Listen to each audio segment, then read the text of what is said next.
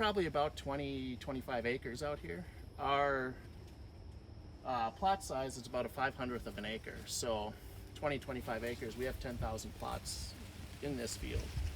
10,000. 10,000.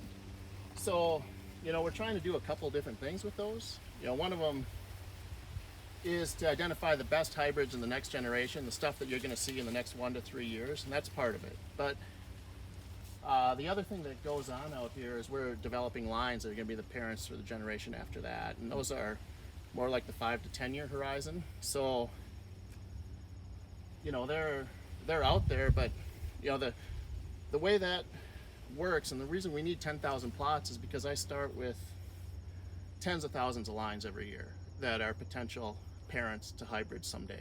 And at the end of the first year, it's down to 1,000 or something. And at the end of the second year, I'm down to less than 100. So over the course of 2 years, these environments sort that out for us. And the stuff that makes it through, that survives that selection, survives here in your backyard, which is good. If we roll back that clock and we plant this stuff somewhere else that doesn't have the stress, that hasn't had the wind, hasn't had the rain, hasn't had the heat, all the things we deal with in North Dakota, we would pick out a different 100 lines at the end and probably have worse hybrids for it because they wouldn't handle those things as well. So, that's when we talk about local breeding and selection, that's the power, is we're making it right here in your backyard.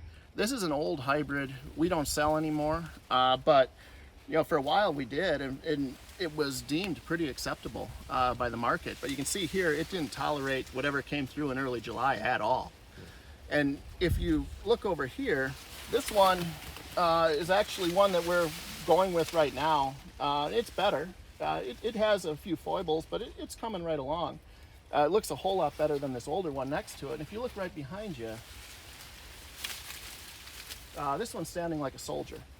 So, you see this all over this field where something like that did not take whatever challenge it got early as well as this did. So by noting that and keeping track of it all, we can move with more of these kinds of things and avoid something like that. Something like this is an automatic kick it out.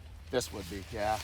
That's trying to find the risks before it ends up on the farm. Absolutely. Thousands of acres, right? And even if it's the best yielding product and you can't get it, right?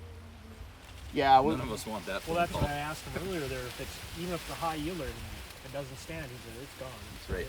We can make that funnel really wide by predicting, what's going to potentially work and what isn't, and those predictions are based on what's already happened. So, by being careful, by measuring our data carefully, we can take that back to the computer and come up with associations between what happened in the field and what the genetics are of that plant, and then apply those genetics to plants we've never seen in the field.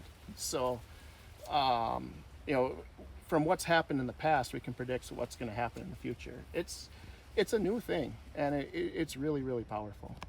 It takes a while for, to develop the parent and then to find a combination with that parent that we really like. It takes a long time, and a lot of data and a lot of legwork, but when it gets into the bag, we like to think it's the best thing we could release, and if it's not better than what we have, we like to think we won't release it.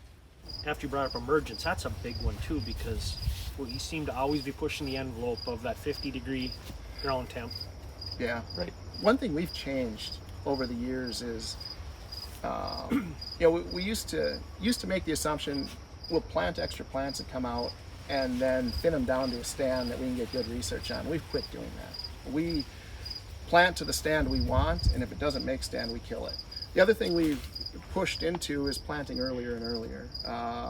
If you see us out, we're usually planting with the first flush of guys, unless it's mid-April and we don't have our seed yet. But if the planting window's pushing into the last week of April or May, we're out planting.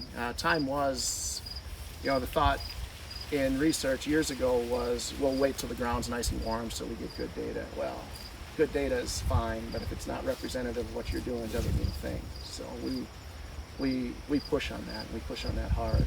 Would I recommend other farmers coming out here? Yes, I would. It's very informational, meeting with him and learn a lot of new things that you didn't know before.